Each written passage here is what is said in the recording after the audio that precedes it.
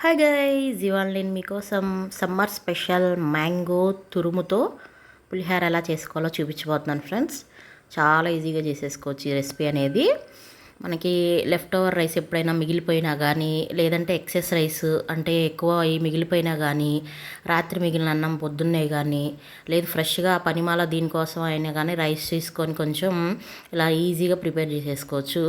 దానికోసం ముందుగా వండుకొని పక్కన పెట్టుకున్న రైస్ తీసుకోవాలి. ఆ తర్వాత ఒక మామిడికాయ తీసుకోవాలి, స్లైసర్ తీసుకోవాలి.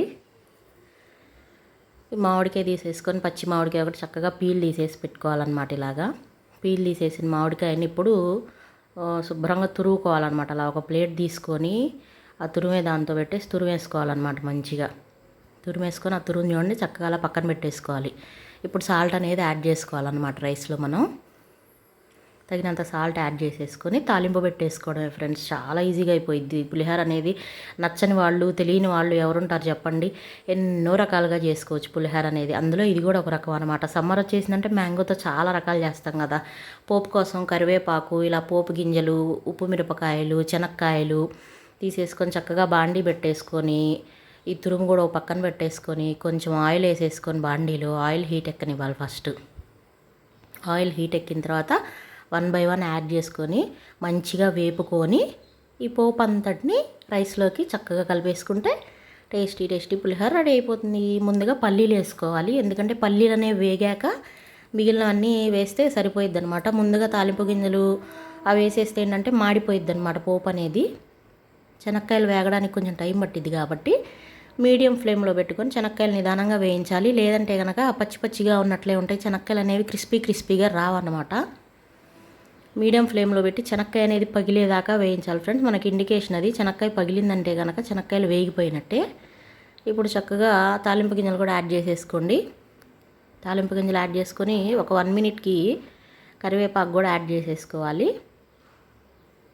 కరివేపాకు యాడ్ చేసుకున్న తర్వాత మొత్తం వేగిపోయిద్ది కదా చక్కగా. ఇప్పుడు వేగిపోయాక మనం ఈ పక్కన తురిమి పెట్టుకున్న మామిడికాయ తురుము అనేది కూడా యాడ్ చేయాలన్నమాట.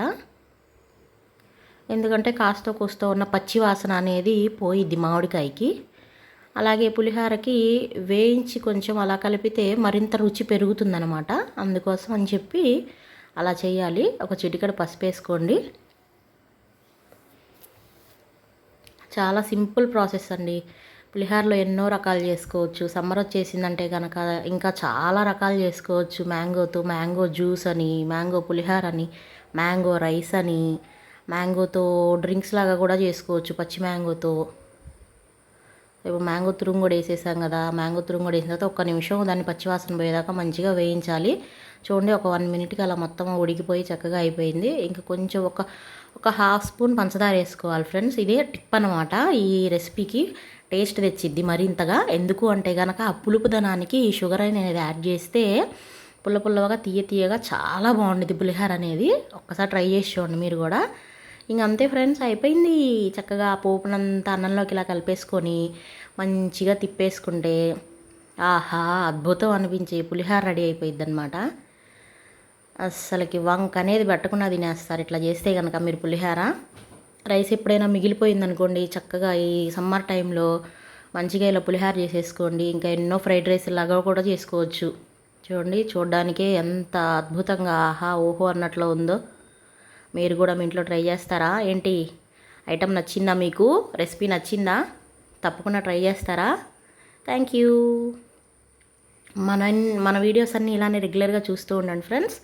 Thank you for watching. Keep following. Bye.